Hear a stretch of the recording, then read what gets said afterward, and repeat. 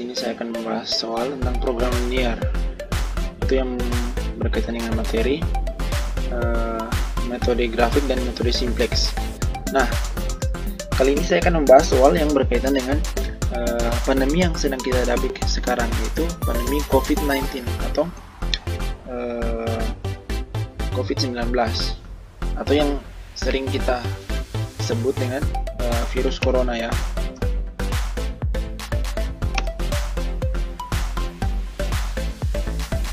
Nah, perkenalkan nama saya Kenny Bawole. Saya mahasiswa jurusan matematika Universitas Negeri Manado, dan saya tinggal di Citaro atau Tagulandang, terlebih khusus di Tagulandang.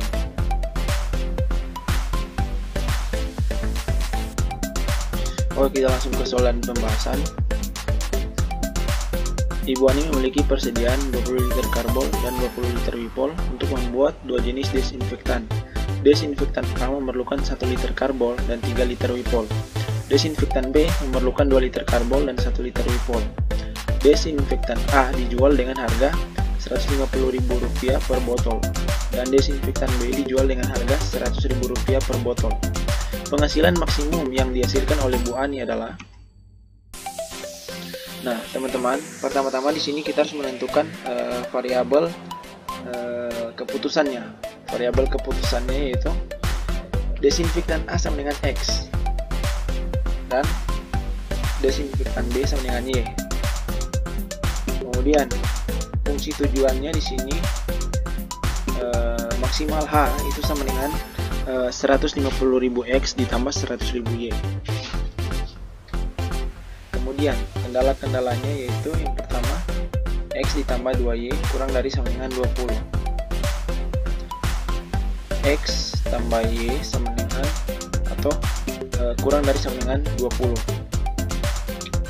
Nah, kendala-kendala di sini teman-teman, dia dilihat dari ini kolom karbol dan wipolnya. Nah, di sini kita misalkan desinfektan A sebagai X dan desinfektan B sebagai Y. Nah, desinfektan A memerlukan 1 liter karbol. Nah, berarti X-nya di sini 1. Kemudian desinfektan B memerlukan 2 liter karbol. Berarti 2Y. 2Y, teman-teman, sudah jelas, kurang dari sama dengan 20. Nah, 20 itu adalah kapasitasnya dari karbol ya. Kemudian kendala yang kedua itu berada di kolom wipol. Teman-teman, kolom wipol. Nah, setelah kita mengetahui dari mana kendala-kendala yang kita dapatkan, kita akan menentukan titik pojoknya. Kita akan menentukan titik pojok.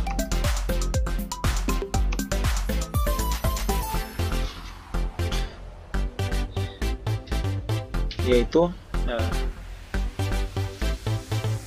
yang pertama kita masukkan X sama dengan 0 atau Y sama dengan 0 ke kendala yang pertama. Oke. Di sini kita dapatkan kalau X sama dengan 0, Y-nya sama dengan 10. Jadi di titik 0,10. Kemudian Y-nya sama dengan 0. Berarti X-nya sama dengan 20. Nah, teman-teman, berarti garis X tambah 2Y, titik pangkalnya berada di 20,0 dan 0,10 atau sebaliknya ya, teman-teman. Kemudian kita tentukan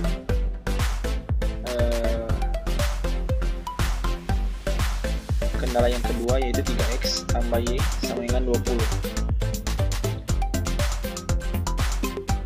Kita misalkan X sama dengan 0. Kita mendapat Y-nya sama dengan 20.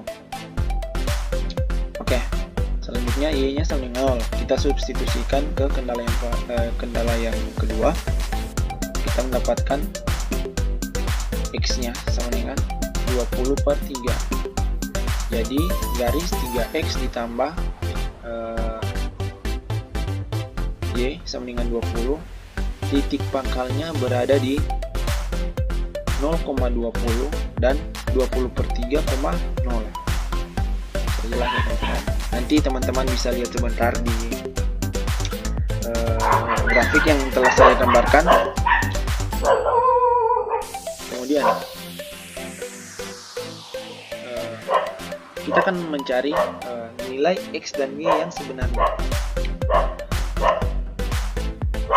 Oke, dengan cara kita akan mengeliminasi salah satu variabel. Di sini saya akan mengeliminasi variabel X. Itu saya kalikan dengan 3, tersisa Y. 5Y sama dengan 40. Y sama dengan 8. Nah, substitusikan nilai Y sama dengan 8 ke persamaan ya teman-teman. Oke. Di sini teman-teman terserah mau mensubstitusikan nilai Y ke persamaan yang mana saja, bebas ya teman-teman. Tapi di sini saya mensubstitusikan Y ke kendala yang pertama, yaitu X tambah 2Y sama dengan 0. Selanjutnya kita dapatkan X-nya sama dengan 20 dikurangi 16. X sama dengan 4. Nah, jadi titik potong antara kedua garis tersebut adalah di titik 4,8. Nanti teman-teman bisa lihat sebentar di grafik yang akan saya berikan. Kemudian kita tentukan nilai maksimum melalui titik pojok ya.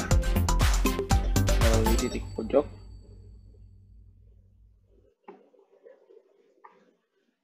Nah, di sini titik pojoknya yaitu adalah titik pojok yang berada di dalam perpotongan antara dua garis tersebut. Nanti teman-teman bisa lihat kenapa saya mengambil titik pojok yang 20/3,0, 4,8 dan 0,10. Nah, di sini kita substitusikan 20/3,0 ke persamaan 150.000 X dan 100.000 Y.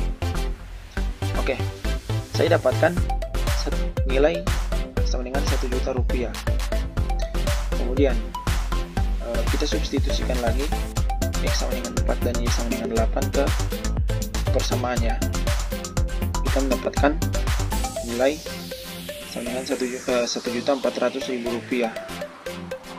Dan kemudian kita substitusikan lagi 0 sama dengan X dan Y sama dengan 10 ke persamaan ini, dan kita dapatkan nilainya sama dengan 1 juta rupiah. Nah, di sini sudah sangat jelas teman-teman bahwa nilai maksimumnya adalah 1.400.000 rupiah, berada di titik 4,8. Oke, sudah jelas ya teman-teman. Nah, ini adalah grafik dari titik yang sudah kita cari tadi. Nah, kenapa saya mencari nilai maksimum melalui titik 20/3,0, 0,10 dan titik 4,8? Karena daerah-daerah tersebut atau titik tersebut akan menghasilkan nilai maksimum yang telah kita dapat tadi. Jadi bukan 0,20 atau 20,0 ya teman-teman, bukan. Nah, selanjutnya saya akan menentukan garis selidiknya. K1 yaitu 150.000 X ditambah 100.000 Y sama dengan 300.000. Kita misalkan lagi X nya sama dengan 0, dan kita mendapatkan Y sama dengan 3, yaitu 300.000 dibagi 100.000 sama dengan 3 ya teman-teman. Kemudian misalkan Y nya sama dengan 0, kita masukkan ke persamaan, kita mendapatkan X nya sama dengan 2. Jadi dia di titik 2,0. Ini teman-teman bisa lihat sebentar.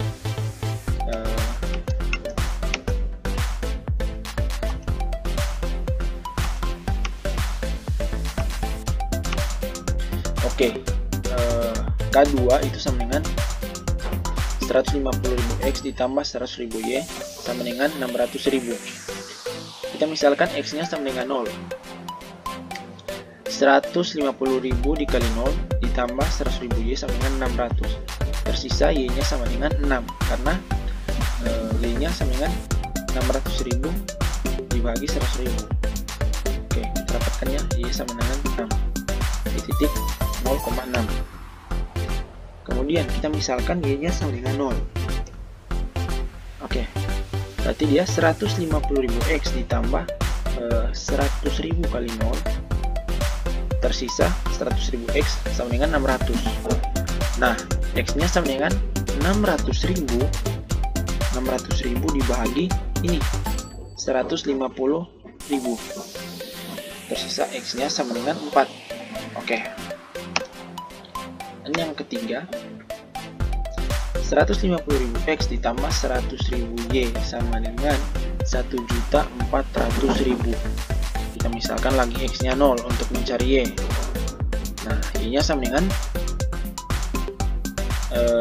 14 karena 1.400.000 dibagi 100.000 sama dengan 14.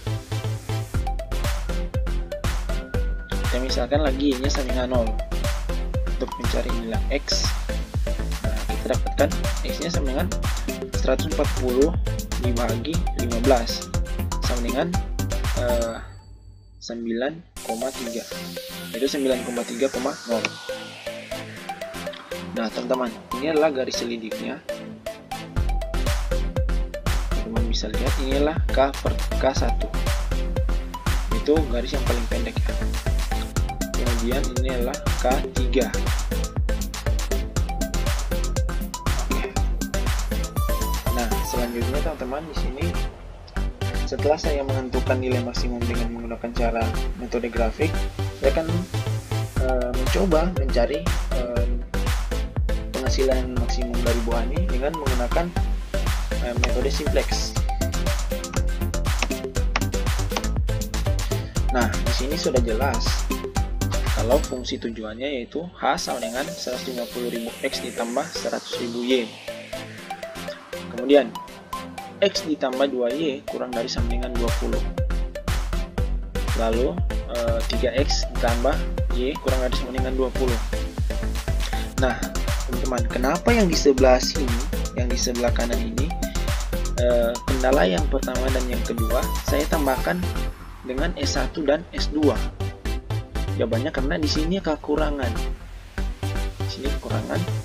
Jadi meskipun sebenarnya ini ditambah 0 atau tidak ditambahkan dengan apa-apa, saya menambahkan variabel select-nya agar dia sama dengan 20. Oke. Agar sama dengan 20. Nah, setelah itu kita bawa persamaan ini menjadi H dikurang 150.000 X ditambah 100.000 Y ditambah S1 ditambah S2. Oke, ini ya teman-teman, hanya sama dengan 1 ya. X nya menjadi minus 150.000 karena sudah menjadi kurang. Y nya sama dengan minus 100.000.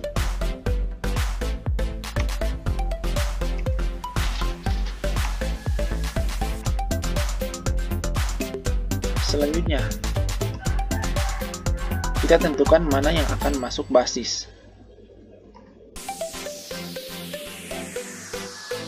Di sini yang akan masuk basis itu adalah X ya teman-teman, karena X tadi di kolom di baris H, nilai X itu adalah minus 150.000, yaitu minus dengan nilai terbesar. Oke, jadi yang akan masuk basis adalah X, dan yang keluar basis yang akan kita tentukan sekarang, kita akan buktikan. Oke, kita akan mencari mana yang akan keluar basis. Di sini S1, S2 adalah basis. S1 dan S2 adalah basis. Kemudian X adalah yang akan masuk basis. Kemudian inilah penyelesaiannya. Nah, kita bagikan penyelesaian dengan ini X. Jadi 20 dibagi 1 sama dengan 20. Dan 20 dibagi 3 sama dengan 20/3. Kita cari mana yang paling minimum. Yang paling minimum adalah 20/3, yaitu di basis S2. Jadi jelas yang akan masuk adalah X dan yang keluar basis adalah S2. Nah, kemudian kita akan menentukan baris baru S2. Baris baru S2 itu sama dengan 1/3 dikali baris S2. Nah, kenapa kita pertama harus mencari baris baru S2? Karena S2 yang akan keluar basis. S2 yang akan keluar basis. Dan kenapa di sini dikalikan 1/3? Karena elemen pivotnya berada di baris S2 di kolom X. Nah, kita lihat baris S2 di kolom X yaitu adalah, kita lihat ya teman-teman, baris S2 di kolom X yaitu adalah 3. Nah, kita ubah 3 ini menjadi 1. Menjadi 1. Jelas teman-teman, ini adalah elemen pivotnya. Elemen pivotnya adalah 3. Ini adalah S2 adalah baris pivot dan X adalah kolom pivot. Jadi anggota dari kolom X dan baris S2 itu adalah elemen pivotnya 3. Di sini kita ubah menjadi 1. Oke. Jadi sudah jelas. Kita kalikan baris S2 dengan 1/3. Oke, ini adalah baris lama S2. 0, 3, 1, 0, 1, 20. Oke, di sini 0 dikalikan 1/3 sama dengan 0. 3 dikali 1/3 sama dengan 1. 1 dikali 1/3 sama dengan 1/3. 0 dikali 1/3 sama dengan 0. 1 dikali 1/3 sama dengan 1/3. Dan 20 dikali 1/3 sama dengan 20/3. Jadi jelas di sini baris baru S2 adalah ini ya. Ini. Kemudian setelah kita menentukan atau kita sudah ubah elemen pivotnya menjadi 1, kita ubah elemen yang di atas atau di bawah dari elemen pivotnya menjadi 0. Oke teman-teman, kita rubah menjadi 0.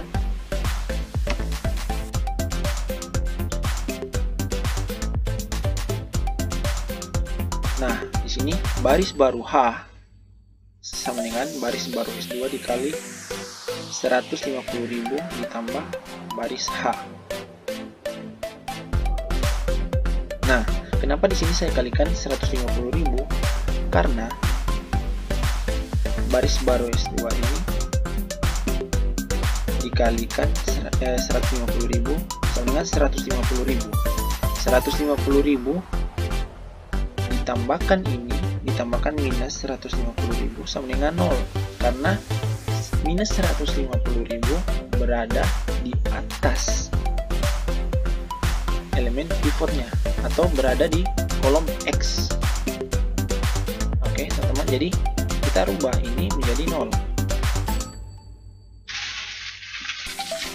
Dan semua yang ada di sini kita tambahkan dengan baris baru S2 dikali 150.000. Dan ini adalah baris baru H.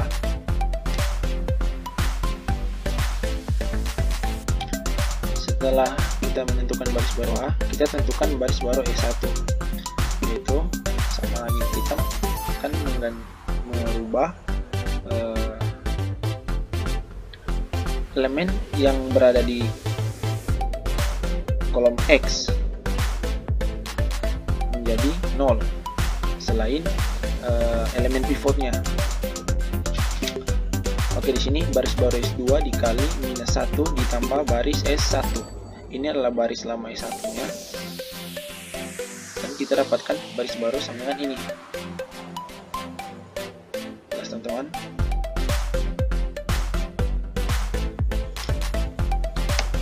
Oke. Nah, ini adalah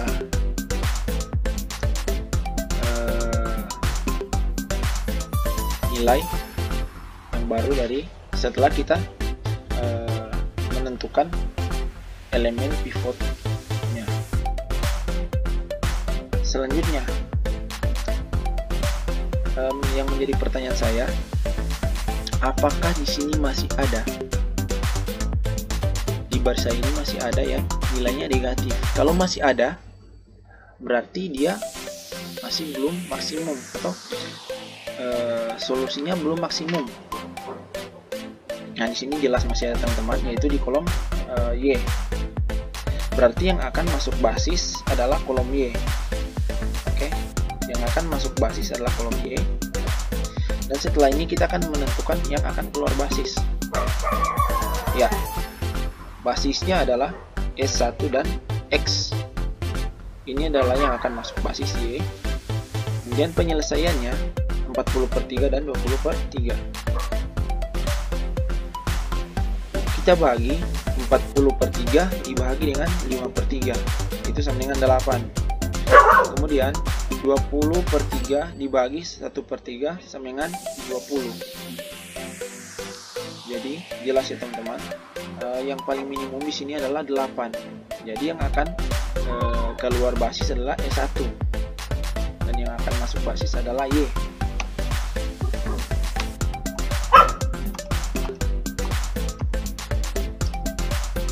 Nah, kemudian kita tentukan baris baru S1 sama dengan baris S1 dikali 3/5. Nah, teman-teman, kenapa dikali 3/5? Karena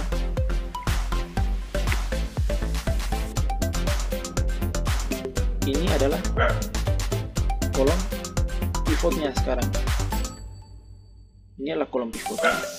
Dan ini adalah baris pivotnya, itu adalah S1. Nah, elemen pivotnya berarti dia adalah 5/3. 5/3 ini kita rubah menjadi 1, yaitu dengan cara mengalihkan 3/5, dikalikan dengan 3/5. Oke, teman-teman, setelah itu kita kalikan 3/5. Semua elemen ini kita kalikan dengan 3/5 dan kita mendapatkan baris barunya sama dengan ini. Nah, selanjutnya baris baru X sama dengan baris baru X1, baris baru S1 dikali minus 1/3 ditambah baris X sama dengan ini. Begitu juga dengan baris H. Baris baru H sama dengan baris baru S1 dikali 50 ditambah baris H. Ini adalah baris lama H. Dan inilah baris barunya ya, teman-teman. Oke, sudah jelas.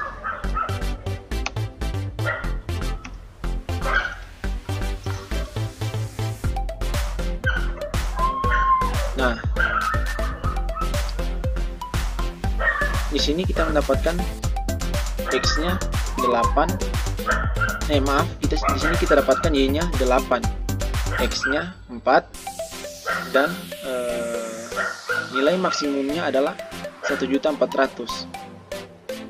Oke, teman-teman, di sini kesimpulannya metode simplex dan metode grafik itu saling berkaitan. Yaitu dengan metode apapun teman-teman menyelesaikan suatu soal, entah itu metode simplex atau metode grafik, pasti tetap akan mendapat nilai maksimum yang sama, asalkan teman-teman mengerjakannya dengan benar.